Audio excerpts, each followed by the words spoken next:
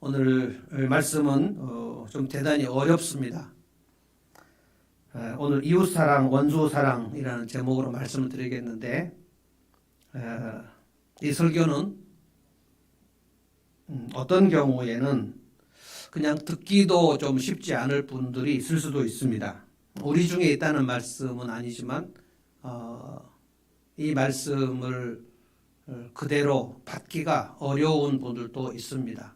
왜냐하면 원수를 사랑하라는 말씀은 대단히 어려운 말씀입니다.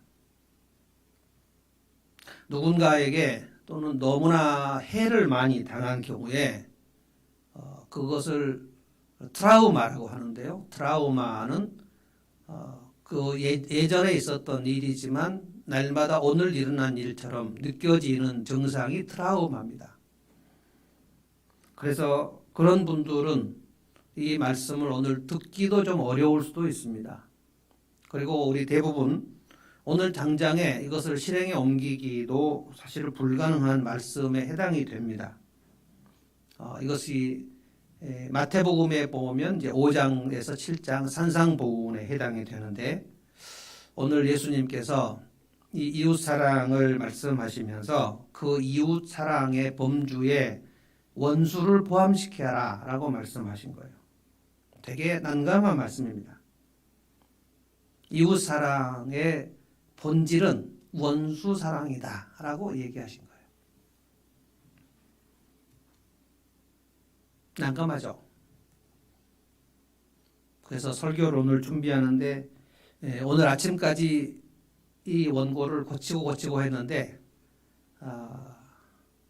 대단히 마음속에 좀 설교가 미비하다 이런 생각이 들 정도로 본문이 참 어렵습니다. 어떻게 풀어야 할지 감은 잡히는데 이것을 매우 알기 쉽게 풀기가 참으로 어려워요. 그런데 이것을 피해갈 수가 없습니다. 그래서 그냥 지나칠 수가 없어요. 왜 그러냐면 오늘 주님께서 너희 원수를 사랑하라 라고 말씀하시면서 이웃 사랑은 원수 사랑이다 라고까지 얘기를 하신 거예요. 그리고 나서 뭐라고 했냐면 이 원수 사랑이 되면 너희가 하늘에서 큰 상을 받을 것이고 너희가 하나님 아버지의 자녀로 인정받을 것이다 이렇게 말씀하셨어요. 이 사랑이 원수 사랑이 전혀 안 되면 상이 없다. 우리는 마지막 날 주님께서 다시 재림하신 것을 오늘도 고백을 했고, 그리고 주님이 우리에게 상 주실 것을 바라고, 믿음은 하나님이 살아계신 것과 상 주실 하나님이신 것을 믿는 것이 믿음의 핵심인데요. 그런데 이 원수를 사랑하는 일에 성공하지 못하면 상이 없다라고 했고, 더 큰 것은 너희 하나님 아버지의 자녀가 되는 것, 하나님 아버지 자녀다움이 원수 사랑과 직결된다는 거예요. 그래서 대단히 어렵습니다. 그래서 나는 이 말씀은 난 잘 모르겠어, 그냥 넘어갈래 라고 그냥 피해갈 만한 일이 아니라는 거예요. 주님이 이 말씀을 우리의 신앙생활의 본질로 지금 설명한 겁니다. 더욱이 진짜 우리 사랑하는 이웃들, 친한 사람들끼리 서로 사랑하는 것, 우리 공동체 안에서 나에게 잘해주는 사람, 그리고 우리가 성숙한 사람들에게 사랑을 받고 돌봄을 받고 그러면 얼마나 따뜻합니까? 그러니까 나도 그 사람에게 좀 갚아주기 위해서 누군가가 나에게 김치를 주었는데 너무 맛있어요. 그래서 내가 쇼핑을 하다가 좀 더 맛있는 게 생겼다. 그러면 그 집에도 갖다 주고, 이렇게 친한 이웃 간에 왔다 갔다 하면서 사랑하는 거, 이것을 주님이 오늘 본문에 뭐라고 했냐면 그렇게 사랑하는 것은 그렇게 장한 일이 아니다.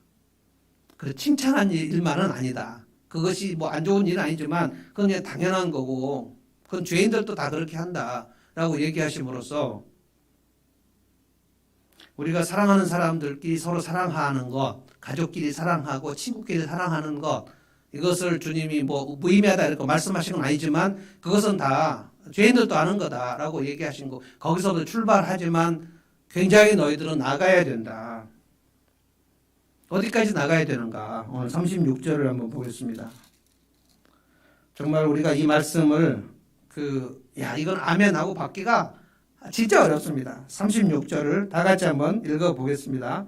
36절 시작. 너희의 아버지께서 자비로우신 것 같이 너희도 자비로운 사람이 되어라.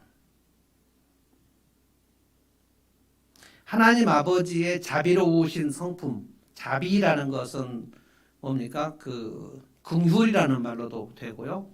관용, 관대함, 너그러움, 편파적이지 않음, 대단히 넓은 아량 뭐 이런 건데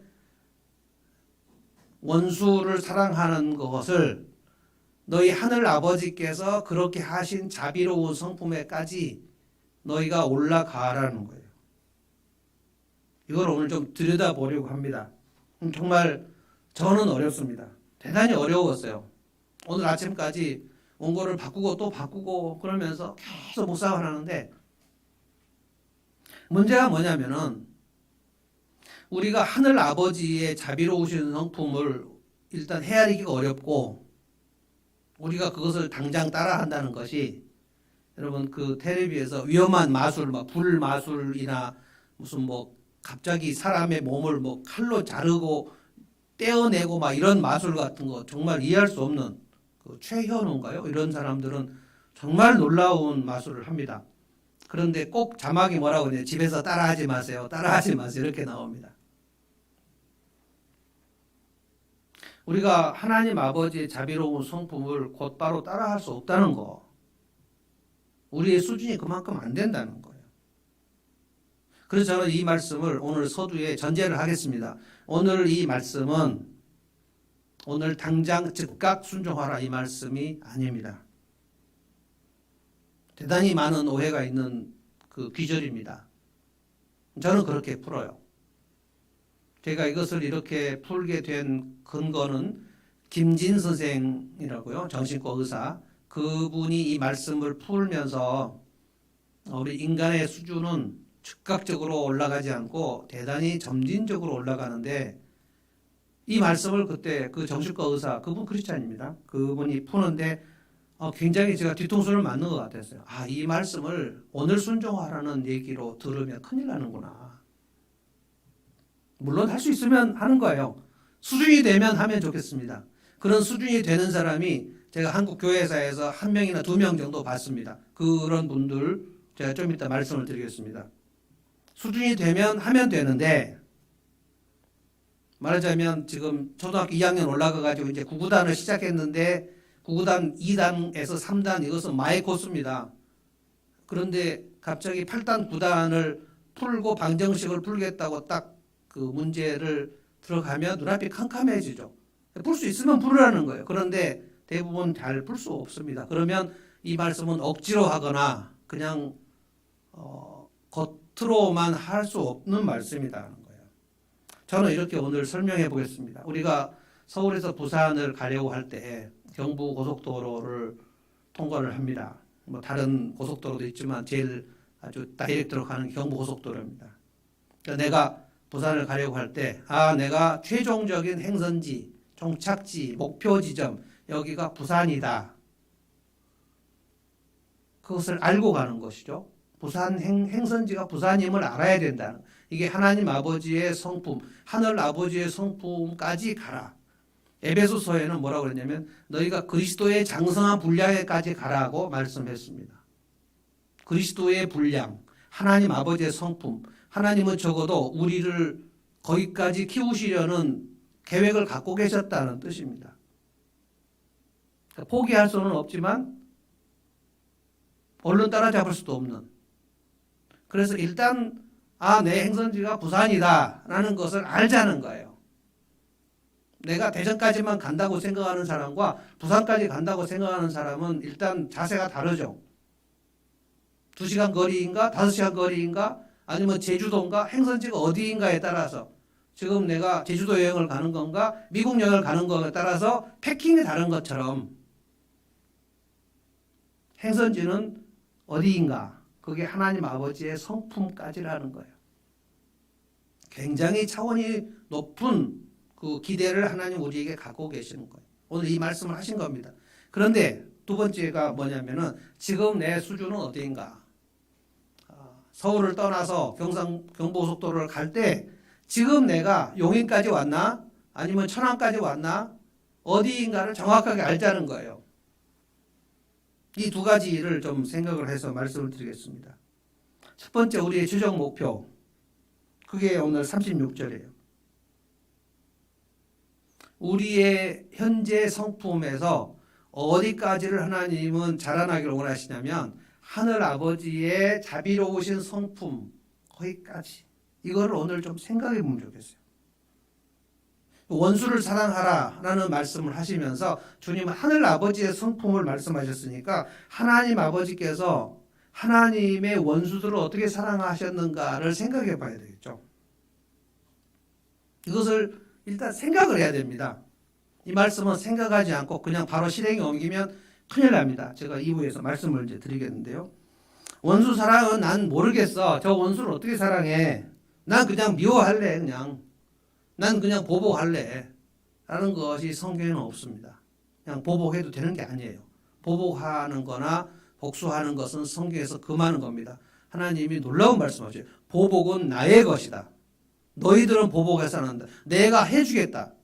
그래서 너무 억울할 때 구약 시편의 기자들은 보복을 하지 않고 탄원 기도를 했어요. 하나님 억울합니다. 하나님 갚아주십시오. 라는 기도를 많이 했습니다. 시편에 탄원 기도 되게 많이 나오거든요. 의인들이 대부분 굉장히 억울한 일을 당해요. 악인들이 많기 때문에. 세상은 악인들이 참으로 많습니다. 그래서 의인들은 하는 게 한 가지밖에 없어요. 주님 원수를 갚아주십시오. 이게 탄원 기도입니다. 탄원 기도 시편에 굉장히 격렬하게 나옵니다. 주님 내 원수들의 자식들을 바위에다 내쳐서 죽여주십시오. 이런 기도까지 합니다. 다 허용되는 기도예요. 35절을 제가 다시 한번 읽어보겠습니다. 그러나 너희는 원수를 사랑하고 좋게 대하여 주고 잘해주라는 거예요. 아무것도 바라지 말고 꾸어주고 그리하면 너희는 큰 상을 받을 것이요 더없이 높으신 분의 아들이 될 것이다. 우리 여기서 도망갈 수가 없어요. 원수를 잘해주는 수준까지 가면 너희는 큰 상을 받는다. 뒤집어 보면 뭡니까? 원수를 사랑하는 데까지 너희가 나가지 못하면 너희는 상이 없다. 그리고 상이 없을 정도가 아니고 하나님 아버지의 자녀로 너희들은 인정되지 못한다는 거예요. 굉장히 본질적으로 좀 얘기했습니다. 나에게 악하게 대하는 사람을 선대하라는 거예요. 굉장히 민망한 거예요. 아무것도 바라지 말고 꿔주라. 그러니까 꿔줄 때 내가 누군가에게 빌려줄 때 돈 빌려달라고 하는 경우가 있지 않습니까? 그러니까 내가 누군가를 꿔줄 때 이 사람이 전에 돈 꿔갔는데 안 갚은 경우에 그걸 안 갚고 미해결된 금액이 남아있는데 그것을 아는지 모르는지 또 끌어왔는데 얼굴이 보니까 미안한 기색이 별로 없는 경우 그때 어떻게 할 것인가? 이게 우리 마음속에 약간 말이 안 되지 않습니까? 뭐지? 저 전에 빌려간 거는 뭐지? 왜 이 얘기를 안 하는 거지? 그 사람의 얼굴을 보니까 전에 빌려간 것은 그냥 없는 걸로 치는 것 같은 얼굴인 거예요. 그런 경우에 우리가 약간 그 멘붕이 오는 거죠. 이 사람 뭐지? 돌았나? 뭐야 이거? 그런데 주님 말씀은 뭐냐면 그거 생각하지 말고 꿔주라는 거예요. 말이 안 되는 경우죠. 그런데 이제 뭘 생각해야 되냐면은 나는 주님께 어떤가? 포인트가 여기 있습니다. 나는 주님께 어떤가? 나는 주님께 돈 빌리고 다 갚았나? 성경에서 복음서에서 예수님의 복음 그 비유 중에서 가장 큰 비유는 그 10,000달란트 100데나리온 이건데 그러니까 성경은 죄를 빚으로 얘기했습니다. 빚을 갚는다. 왜냐하면 대속이라는 게 뭡니까? 값을 치르는 거거든요. 우리가 하나님께 죄 지은 것은 우리가 하나님께 다 빚진 겁니다. 빚진 건데 대속은 뭡니까? 그래서 우리 독생자, 십자가 이 대속을 계속 생각해야 되는 이유가 대속은 뭐냐면 대신 갚아준 거거든요. 내가 죄를 지었는데 이 죄값은 예수님이 대신 갚아줬어요. 그것을 누가 결정하셨는가? 하나님 아버지가 결정하셨어요.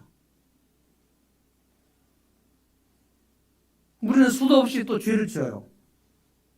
죄를 지을 때 불신자 얘기하는 게 아닙니다. 신자들이 죄를 지어요. 우리는 늘 죄를 짓습니다. 그건 뭡니까? 예수님이 우리의 죄를 다 갚아주셨습니다 라고 믿고 대속을 믿고 그리고 또 죄를 지어요. 우리는 무상으로 탕감받았는데 우리가 죄값을 치른 것도 아닌데 또 죄를 지어요. 그러면 그 죄값은 예수님이 또 다 갚으셔야 돼요. 나는 그냥 회개하고 그냥 무상으로 탕감받아요. 이게 1만 달러도 탕감받은 얘기입니다. 우리는 계속 똑같은 죄를 지어요. 그러고 나서 누가 나에게 말도 안 되는 짓을 반복적으로 하면 우리는 이해가 안 된다 그래요. 왜 빌린 돈을 갚지 않고 또 빌려달라 그러지? 너 바보야? 그때마다 우리가 무슨 생각해야 되냐면 나는 주님께 어떻게 하고 있지? 내가 그 사람에게 넓은 마음을 갖자라고 막 다짐을 하면 마음이 넓어지는 게 아니에요. 그냥 참는 거지. 참다 나중에 폭발하고 말죠. 그래서 방법이 뭐냐면 내가 하나님 앞에 어떤 꼴인가를 잘 생각해야 돼요. 우리가 로마서를 쭉 읽어보면 복음이 정확하게 설명되어 습니다. 로마서 5장에 뭐라고 했냐면 우리가 언제 하나님의 사랑을 받았는가? 우리가 아직 연약할 때, 우리가 아직 죄인 되었을 때, 그리고 마지막에 뭐라고 하냐면 우리가 아직 하나님과 원수 되었을 때. 하나님과 원수는 마귀죠. 사탄이 하나님과 원수의 편인데 우리가 죄를 지으면 하나님과 원수가 돼요. 그러니까 마귀 편에 우리가 섰다는 겁니다. 그건 배신이죠. 우리가 아직 원수된 그 상태, 하나님과 적대 상태, 대치 상태, 전쟁 상황인데 그때 하나님께서 우리를 사랑하셨다. 그래서 그 죄값을 예수님께 뒤집어 씌우셨다. 아낌없이 사랑하셨다. 그 자비, 그 자비로움, 이 복음을 계속 생각해야 된다는 거예요. 만약에 하나님께서 그런 자비로운 분이 아니셨다면 우리는 구원받을 수 없어요. 우리가 죄값을 우리가 치러야 되면 우리는 구원받을 수 없어요. 우리가 죄값을 어떻게 치릅니까? 죄값이 지옥인데 어떻게 치러요? 그걸 치를 수 없다는 거예요. 그러니까 너희들은 죄값을 치를 능력이 안 되니 내 독생자로 그냥 죽여서 죄값을 치르겠다. 그리고 너희들은 그냥 구원받는 거다. 우리 예수 믿을 때 그냥 구원받았잖아요. 우리 헌금 내고 구원받았습니까? 세례 받고 구원받았습니까? 아닙니다. 그냥 예수 믿는다 그런 고백했을 때 구원받은 거예요. 그 구원받은 증거로 우리 세례 받은 거고 그 세례 받아서 구원받은 증거를 우리가 성찬으로 하는 거고 예수님의 살과 피를 먹는 거예요. 만약에 하나님의 자비로우신 성품이 그 정도로 자비롭지 않았으면 우리는 몰살입니다. 그러고 나서 로마서 8장에 육체의 소욕에 대해서 얘기했는데 육체의 소욕은 하나님과 원수가 된다. 육체의 소욕은 뭡니까? 지금도 그러니까 이거는 신자들 얘기예요. 불신자 얘기하는 게 아닙니다. 육체의 소욕은 신자가 가지고 있는 옛 습관을 계속 반복하는 거. 육체라는 것은 죄성이라고 번역했습니다. 영어로 sinful nature. 죄의 본성이 우리에게 있어서 죄의 본성의 생각이 끊임없이 우리에게 있는데 그 육체의 소욕은 하나님과 원수가 된다는 거예요. 그때마다 우리는 하나님과 원수의 입장에 있는데 하나님께서 우리가 육체의 소욕을 가질 때마다 우리를 그렇게 차갑게 내치시는가? 아니라는 거예요. 이것이 복음을 깨닫는 수준입니다. 복음을 깨달아야 돼요. 그런데 우리가 이제 누가 반복해서 나한테 이상한 짓을 하고 해롭게 해서 내가 이 사람 원수 같다. 예수님이 원수를 딱 이렇게 열거를 해놓으셨는데 27절에 보면 너희 원수를 사랑하여라 라고 얘기하면서 원수에 대해서 묘사를 다 해놓으셨어요.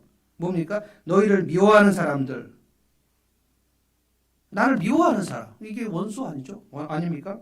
그리고 너희를 저주하는 사람을, 그리고 너희를 모욕하는 사람, 그리고 네 뺨을 와서 치는 사람, 네 겉옷을 빼앗는 사람, 그리고 마구 함부로 달라는 사람, 내가 주겠다고 하지도 않았는데 막 달라고 막 하고 함부로 내 삶의 바운더리 속으로 막 들어와서 회집도 돌아다니는 사람, 그래서 이 사람하고 진짜 같이 있기도 싫은 사람들, 이런 사람들이 우리 주변에 한둘 있으면 좋은데 되게 많아요.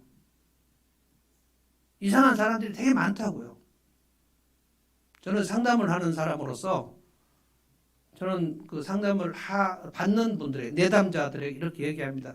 지금 병원에 가야 될 사람들 길거리에 정말 많습니다. 맞아요. 정신과 의사들이 얘기하기를 이 신경증, 정신증, 그리고 그 가운데 경계성, 그런데 이 사람들이 전부 다 치료를 받는가? 치료 안 받습니다. 굉장히 이상한 사람들이 우리 주변에 많고 어쩌면 우리도 다 그 안에 들어가 있는 경증, 신경증 우리 모두에게 다 있습니다. 그 노이로제라고 하죠. 노이로제. 그래서 조금만 더 지나가면 강박증이 생기고요. 강박증에서 좀 더 들어가면 중증 신경증, 그런 이게 우울증, 뭐 공황장애, 그러나 아직 정신증까지는 가지 않아요. 정신증은 정신분열, 정신착란, 요즘에 조현병, 이게 다 정신증입니다. 이 정신증은 상담 갖고는 안 되고 약을 먹고 주사를 맞아야 되는데 우리는 이제 상담사들은 그걸 못 합니다. 다 병원 가야 돼요. 근데 그런 사람들도 우리 주변에 많이 다닙니다. 신경증과 정신증 그 사이에 있는 사람들을 경계성 성격장애라 그래요. 이런 사람들 한번 목장에서 만나면 목장 죽어납니다. 경계성 성격장애는 아주 그 감정의 기폭이 막 조변석기 하기 때문에 막 좋았다가 갑자기 나를 왜 이렇게 미워하냐 그랬다가 목장님 사랑한다 그랬다가 정신 차릴 수 없어요. 그래서 경계성 성격장애의 가족이나 그 친구들을 위한 책도 나와 있습니다. 정말 이상한 사람들이 많거든요. 그들을 우리가 대할 때 어떤 설교자는 이런 분들을 향해서 이런 표현을 했어요. 가시 같은 이웃. 가시 같은 이웃. 그러니까 같이 지낼수록 계속 나를 찔러요. 너무 아픈데 이 사람이 나하고 같이 있는 가족이에요. 친구예요. 그리고 사무실 동료예요. 사무실 상사예요. 자기가 나를 찌르는지도 모르고 있어요. 내 학용품도 그냥 막 가져가고. 우리 기숙사에서 살아보면 그런 일 많지 않습니까? 내 물건인데 그냥 갖고 가. 내 옷도 막 입고 가버려. 외투도 입고 가버리고 화장품도 그냥 갖고 가버리고 내 음식도 막 먹어버리는데 이 사람이 왜 내 걸 가져가냐? 그럼 오히려 막 화내는 경우 많이 있습니다. 그것 좀 갖고 가면 나는 더 해줬다고 막 이렇게 얘기하고 그러면 그런 경우에 누가 가운데 심판이었기 때문에 정말 둘이 막 싸우는데 한쪽은 되게 억울하지만 다른 쪽도 되게 저 사람 왜 저렇게 내가 그것 좀 갖고 왔다고 그렇게 저렇게 까다롭게 하네. 정말 이 사람 까다롭다라고 얘기하고 막 그러니까 망연자실 어떻게 해야 될지 모르는 상황이에요. 근데 늘 우리가 생각해야 될 것이 뭐냐면 나는 어떤가 하나님께. 나는 하나님께 이상한 짓 진짜 반복적으로 하는 사람 아닌가? 아니다 하면 그 사람 답이 없습니다. 그 사람은 이제 바리새파 속으로 들어간 거예요. 나는 하나님께 이상한 짓 한 적이 없어요, 주님. 이러면 이제 그 사람은 대책이 없는 사람이고요. 바리새인들은 그랬지 않습니까? 세리가 기도하는 것을 보고 저 세리와 같지 않음을 감사하나이다. 저 세리가 하는 일을 저는 아무것도 안 하고 저는 그냥 선한 일만 주님 앞에 했죠. 구제했습니다. 11조 했습니다. 저는 기도했습니다. 그러니까 나는 얼마나 주님께 의롭습니까? 주님께서 막 역겨우실 정도의 모습이었잖아요.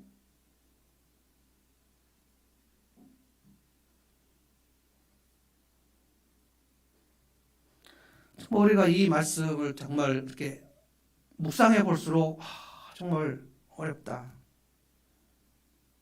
35절 마지막이 진짜 어려워요. 이 말씀을 제가 읽으면서 우리 상을 받을 수 있을까? 나는 그 하늘 아버지의 아들, 딸이라고 일컬음을 받을 수 있을까? 정말 껄끄럽고 이상한 사람들을 그들이 나에게 반복적으로 나에게 해를 입힐 때 그들을 선대하고 잘해주고 기도해주고 그러면 너희가 하늘에서 상이 있다라고 했습니다. 너희가 내 이름으로 핍박을 받을 때 이상하게 여기지 말라 그랬어요. 그러니까 세상에서 우리가 믿음으로 살 때에 세상 사람들이 우리를 이상하게 보는 것에 대해서 두려움을 가지면 그러면 다른 행동을 할 수 없어요.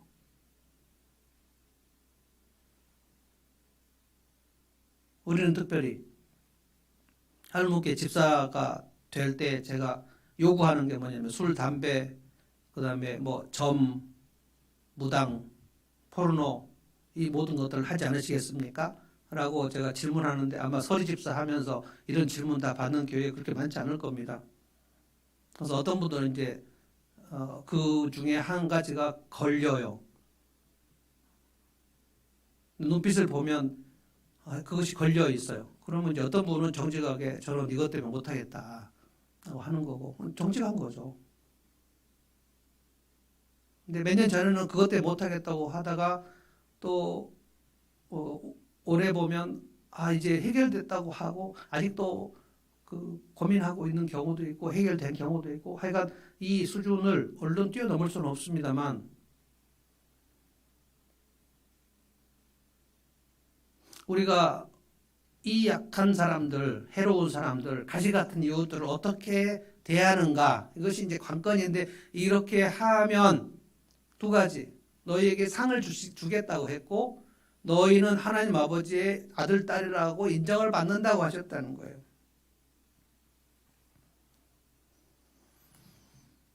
그러면 이제 우리가 진짜로 나를 정말 무섭게 해롭게 할 사람들을 이제까지 여러분이 만나신 경우도 있겠지만 아직 못 만나신 경우에 이런 사람들이 내게 올 때도 이들을 내가 잘해 주려면 어떻게 해야 되는가? 연습해야 되겠죠.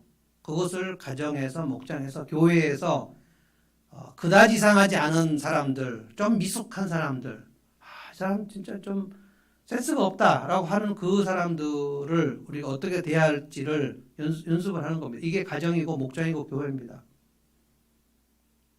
그래서 경계성 성격 장애 정도의 수준에 있는 자매가 여러분의 목장에 왔을 때 나는 이들을 어떻게 할 것인가? 왜냐하면 주님이 그런 사람들을 선대하는 수준에 되면 상을 주시겠다고 했으니까 피해 나갈 데가 없잖아요 지금.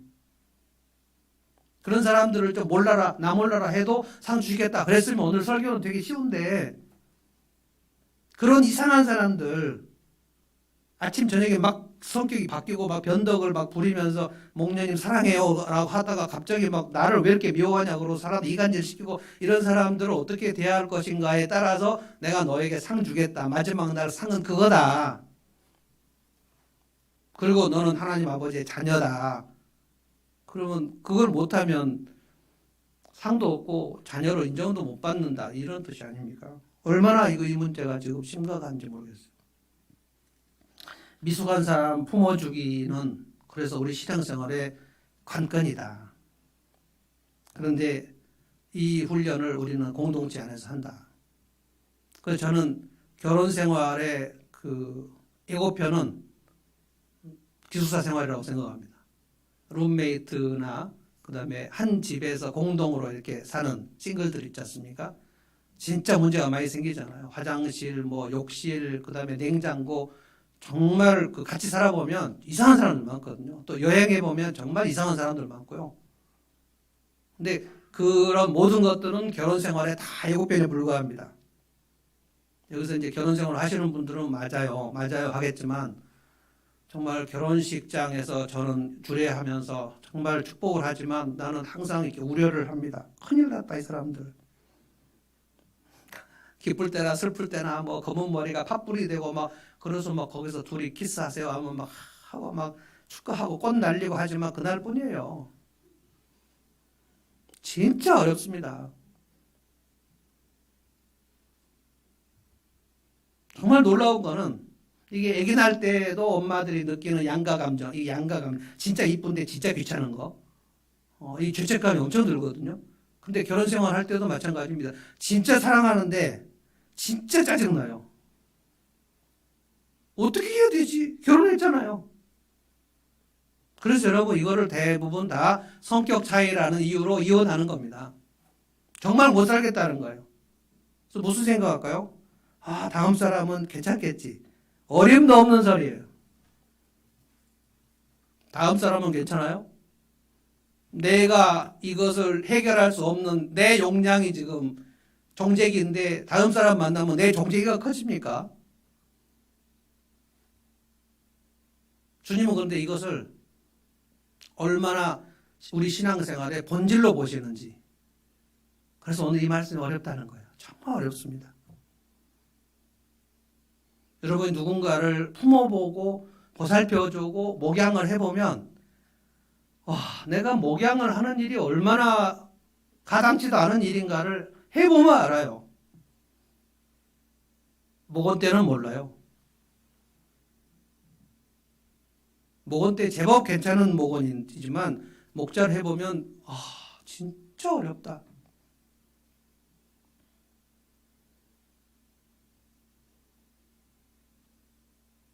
저는 여러분 회사 생활 안 하니까 여러분의 회사 생활이 얼마나 어려운지 짐작만 하는 겁니다만 여러분이 배목사가 얼마나 어려운지도 짐작만 하실 거예요. 저 굉장히 성격이 급한 사람이거든요. 근데 교회에 진짜로 막 착착착착 말 잘 듣는 성도들만 오는 게 아니잖아요. 그때 주님은 그래 배목사 너 이거 제대로 하는 거 내가 진짜 유심히 너를 관찰하겠어. 이거를 잘 못하면 너 가시 같은 이웃을 너에게 줄 거야. 그러니까 지금 저에게 있는 그 훈련 목록들은 정말 마일드한 것들이에요. 저는 근데 사람들을 만나면서 저보다 한 10배 정도 그 원수 같은 사람들을 그 사람 때문에 그 고통스러워하는 사람들과 같이 얘기도 나눴거든요. 나는 아무것도 아니구나. 제가 새어머니에 대한 얘기 여러분에게 자주 했지만 제가 이렇게 그 더 많은 사람들을 만나서 얘기해보고 그리고 더 많은 새어머니들 얘기, 더 많은 양부모 얘기, 뭐 이번에 뭐 정인이 사건도 이렇게 보면서 제가 생각했어요. 나는 새어머니한테 한 번도 맞은 적이 없는데 진짜 괜찮은 엄마였는데 내가 괜히 언제 상처받았다고 그랬네. 단지 딸기 좀 안 주고 뭐 계란 좀 안 줬다고 그것 때문에 막 상처라고 막 계란을 하루에도 몇 개씩 먹고 막 이러고 있는데 와 정말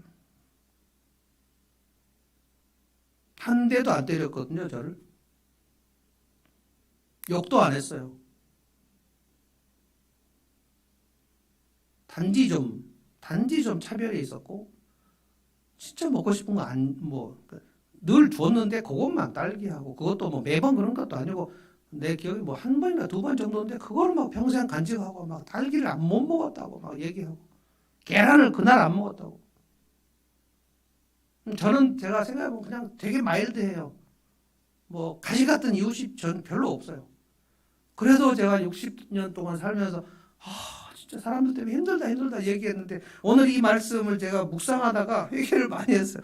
나는 그런 사람 만난 적이 없네.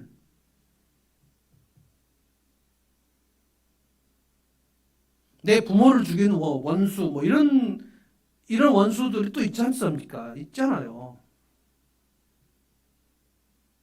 지금 정인이의 친모가 누군지 우리는 밝혀지지 않았습니다만 정인이의 친모가 혹시 인터뷰한다면 무슨 인터뷰할까요?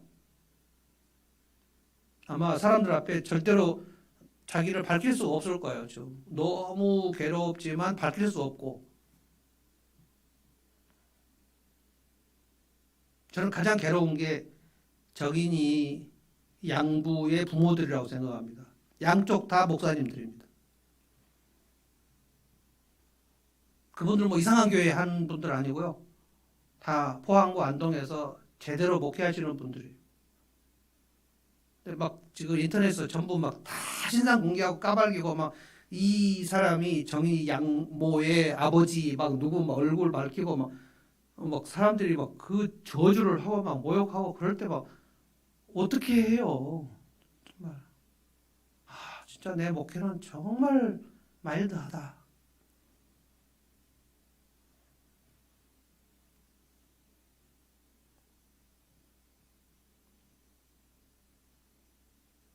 우리가 내 삶에 지나온 일들을 생각하면서 정말 나한테 정말 까다로운 사람들이 많았다고 생각했지만 실은 우리가 당하는 거하고는 비교도 안 될 만큼 진짜 그 트라우마 속에서 있는 그런 경우에 제가 서두에 이 말씀을 듣기도 어려운 분들이 있을 거다라고 얘기한 것은 지금 우리 교인들의 대부분 해당이 안 됩니다.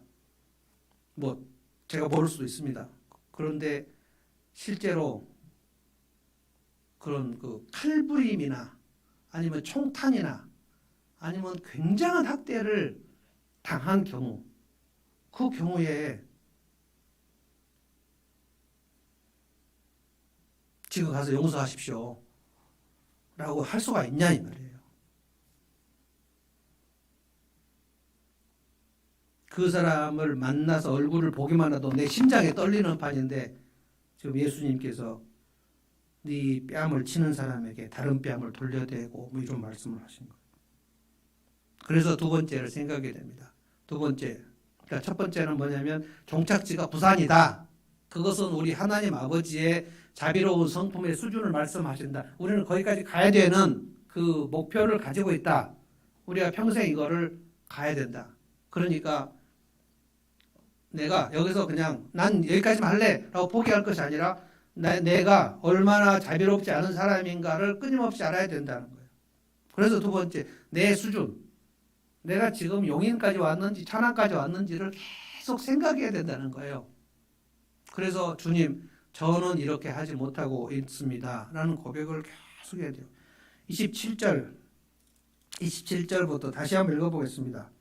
그러나 내 말을 듣고 있는 너희에게 내가 말한다. 주님이 말씀하십니다. 너희의 원수를 사랑하여라.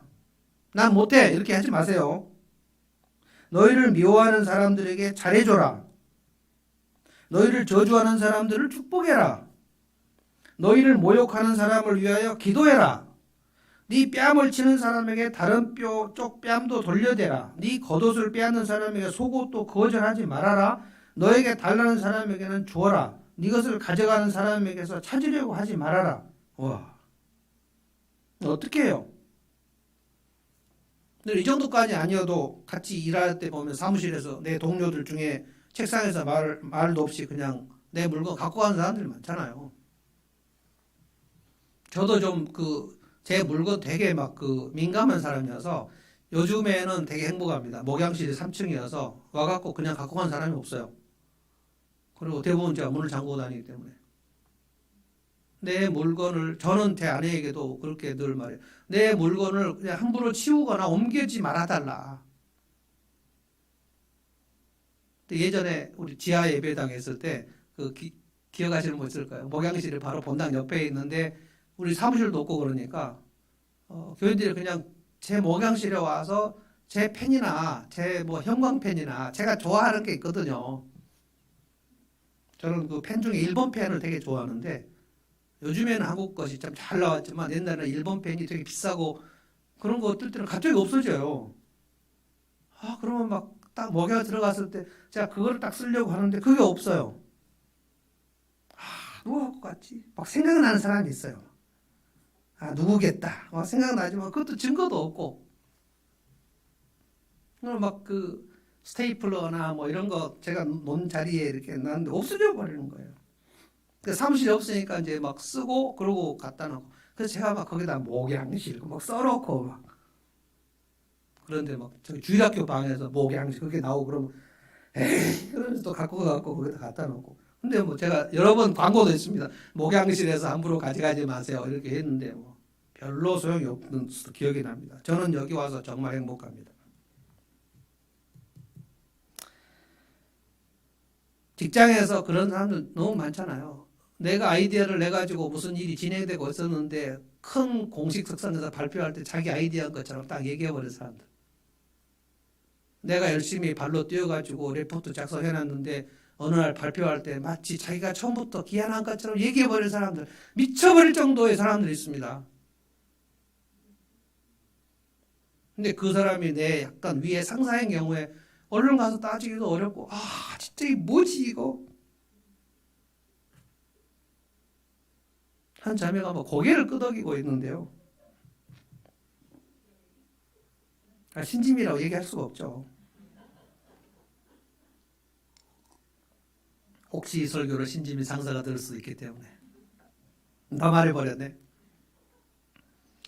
그런데 사실 더 심각한 것은 나에게 이렇게 상처를 주고 모욕하고 무시하는 사람들이 내 가족인 경우예요. 내 부모인 경우,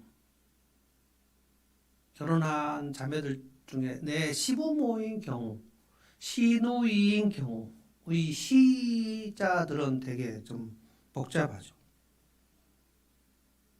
내 형제 자매인 경우, 내 패밀리, 이들이 나에게 상처를 준 경우에 너 어떻게 할 것인가?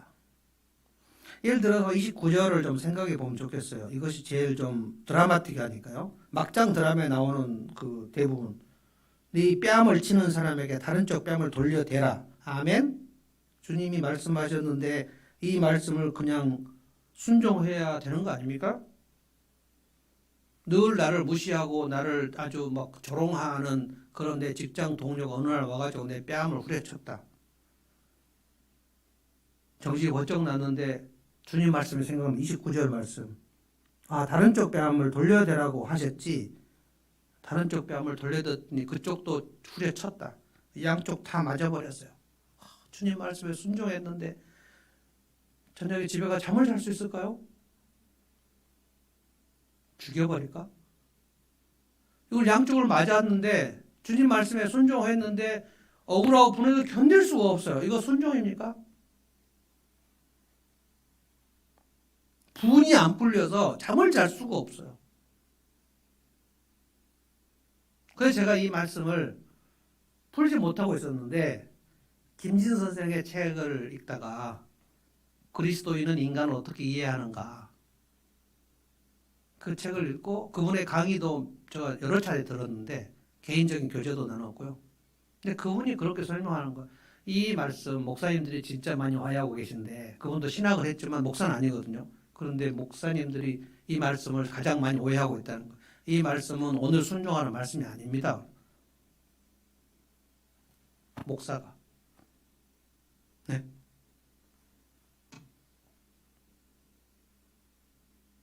정신분석으로 쭉 설명하는데 아, 맞다. 이 말씀은 평생 훈련해서 거기까지 도달하는 목표를 가지라는 말씀입니다. 그러니까 서울에서 내 생선지가 부산이구나 라는 것을 깨닫고 그쪽으로 그러니까 서울에서 쭉 출발할 때 서해안고속도로도 있고 경부고속도로 있는데 부산으로 가는데 서해안고속도로로 가면 안 되지 않습니까? 그러니까 내 행선지가 경부고속도로니까 저쪽 동쪽으로 가야 된다. 이것을 정방향을 잡으라는 말씀이라는 거예요. 거기까지 가라는 말씀이지 오늘 그렇게 하라는 말씀이 아니다.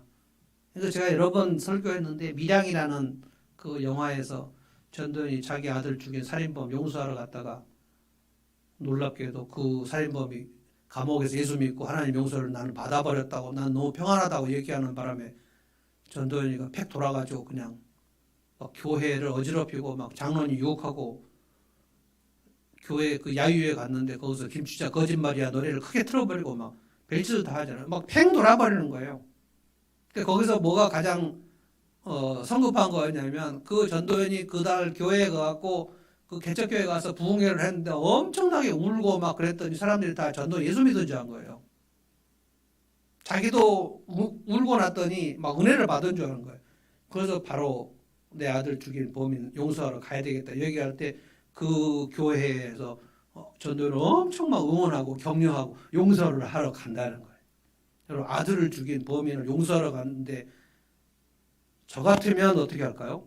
신님이 용서하러 갈 때 저는 어떻게 할까요? 가지마. 지금 너 아니야. 지금 너 9단 2단밖에 못해요. 이거는 18단 20단 정도 해당되는 거예요. 어떻게 용서를 하러 갑니까? 얘가 지금 9단 2단 외우고 있는데 방정식을 풀겠다는 거예요. 미분 적분을 풀겠다는 거예요. 안 되는 거예요.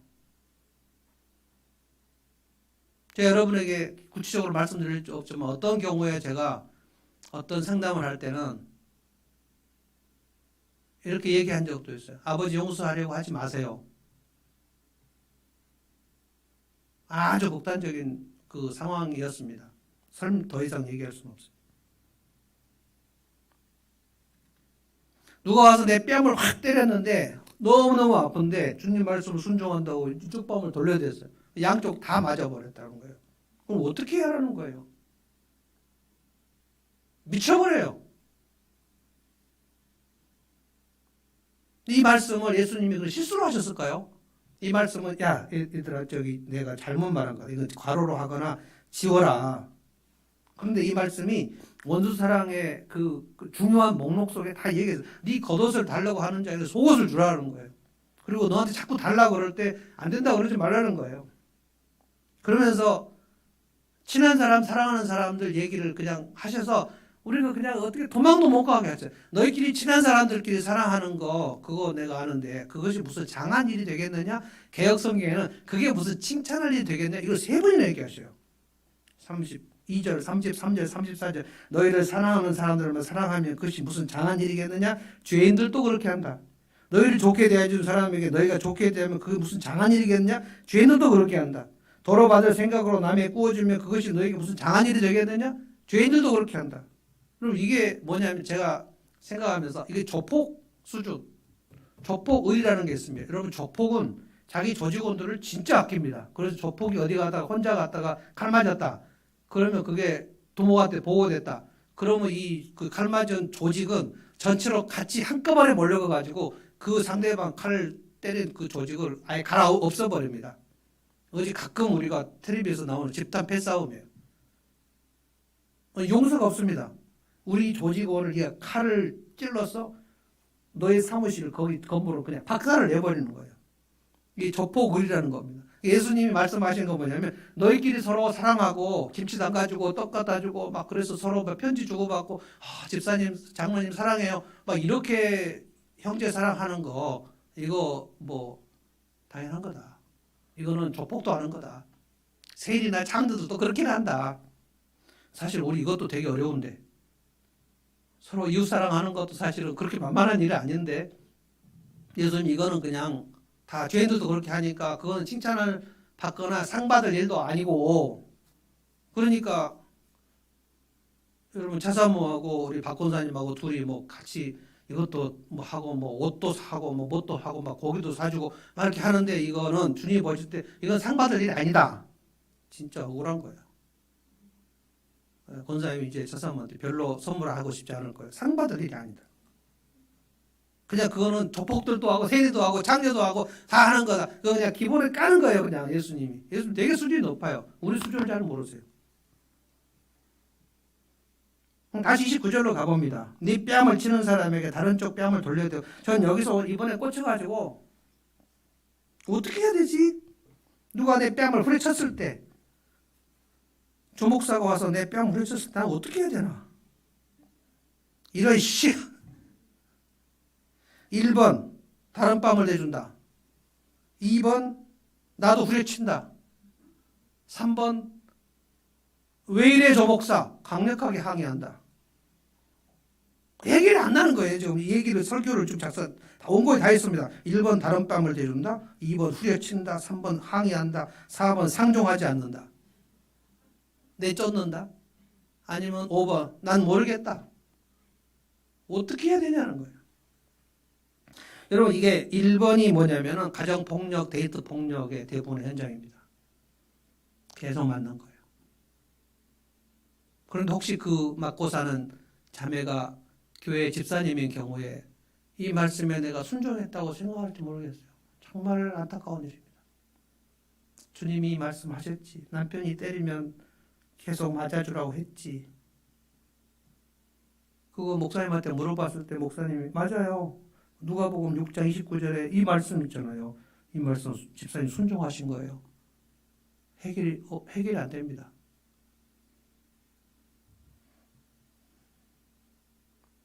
제가 만난 상담한 분들 중에 1번이 많습니다. 꼭 뺨은 아니라 할지라도 누가 이렇게 나를 함부로 하는데 강력하게 항의하거나 뭐 어필을 하거나 그렇게 못하고 그냥 어떻게 해야 될지 모르겠어요. 여러분 그루밍, 성폭력 이런 거 다 이런 겁니다. 1번입니다. 어찌할 줄 모르니까 계속 당하는 거예요. 그런데 그 사람들이 교회 다니면서 이거 주님 말씀에 순종하는 거지라고 생각하는 경우가 있어요. 아니에요. 주님 말씀에 순종하면 기쁨과 평화가 있습니다. 순종했는데 막 억울하고 분하고 밤에 잠을 못 자는 게 그게 무슨 순종입니까?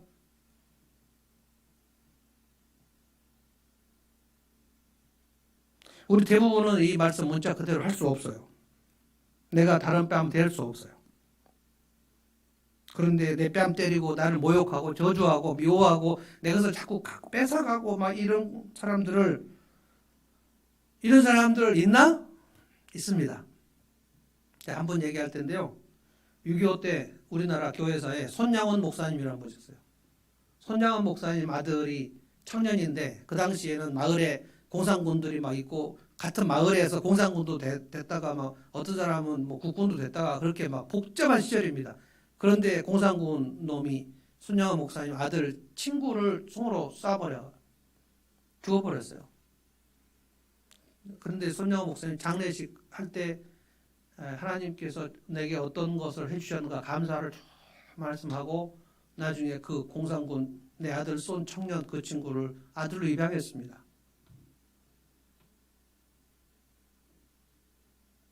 그 손양원 목사님 따님이죠. 손동희 권사님인데 그분 제가 성파에 있을 때 간증도 와서 들었어요. 그런데 그 자기 그 입양된 오빠 그러니까 공산군 그 공산군이 자기 아들을 쏠 때 어땠는가 그걸 막 서럽게 얘기하더라고요. 아들을 입양해 버렸어. 그리고 끝까지 사랑했어요. 그 손양원 목사님 그 이제 1950년대 6.25 때 일이니까 그때 제가 태어나서 61년에 태어났는데 제 아버지의 책장에 손양원 목사님 전기가 놓여 있었어요. 그 책 이름이 제가 기억이 나요. 사랑의 원자탄. 그때는 원자폭탄 얘기가 늘 있었던 시절이어서 사랑의 원자폭탄. 그러니까 그냥 그 원수를 껴안아서 아들을 삼아버렸어요. 제가 근데 여러분에게 이렇게 당부합니다. 함부로 따라하지 마십시오. 이런 수준이 있다는 거지 우리 모두 다 이렇게 할 수 있는 건 아니에요. 저는 못합니다. 어떤 놈이 내 아들을 총으로 쏴 죽였다. 나는 대언이 대신 아들을 입양 못합니다. 아마 혜진이가 못하게 할 거예요. 그 새끼는 안 된다. 아마 모르긴 해도 저 사모도 그 수준 안 될걸요. 안 돼요. 우리는 시도하지 않겠습니다. 죽이지 말아주세요. 그러니까 1번 다른 뺨도 대준다. 이건 말도 안 되는 거예요. 2번 나도 후려친다. 이거는 보복하지 말라는 말씀에 또 위배되는 거예요. 3번 항의한다. 강력히 항의한다. 저는 이 정도는 해야 된다고 생각합니다. 4번 상종 안 한다. 상종 안 한다. 그런데 내 남편, 내 직장 동료, 상사 상종 안 할 수 있으면 상종 안 하면 좋겠는데 상종 안 할 수가 없는 경우가 많습니다. 그래서 3번이 저는 필요하다고 봅니다. 강력히 항의한다. 나를 때리지 마! 왜 때려? 호루라기도 불고 112 신고도 하고 근데 법원에다가 접근 금지 신청도 하고 나를 함부로 하지 못하도록 자기 내면을 키우는 일. 저는 상담 공부하면서 그거 배웠어요. 어떤 사람은 두부같이 마음이 이렇게 으깨진다는 거예요. 연두부같이 으깨진다는 거예요. 그래서 이것을 어떻게 해야 되냐면 이 두부를 점점 단단하게 견고하게 해서 내 마음을 바위돌같이 만드는 작업을 하는 것이 필요하다는 거예요. 누가 으깨도 잘 안 으깨지게 바위돌처럼 단단하게. 이것이 내면을 건강하게 만드는 일인데 이것을 매번 해야 된다는 거예요. 지금 내가 뭘 해야 되는가? 지금 부산을 가는데 용인인가 천안인가 대전인가 어디로 가야 되는가? 내 현재 수준. 내가 지금 저 사람을 품어주는 용량이 어느 정도인가? 그걸 헤아려 봐야 된다는 거예요. 너무 빨리 용서하려고 하지 말고 그러면 성급하게 되고 내 내면이 깨지니까 그건 자기 부인이 아니고 자기 소멸입니다. 계속 막 뺨 맞고 사랑하고 막 계속 나를 막 때리는 남편 계속 밥 차려주고 그리고 밤에도 잠자리 하고 그리고 아침에 커피 타주고 그리고 또 맞고 이러면 자기가 소멸돼 버려요. 자기 부인이 아닙니다. 간단하지 않아요. 원수 사랑은 대단히 어렵습니다. 그런데 내 내면을 위해서 항해한다. 이것이 노라고 말할 줄 아는 그리스도인.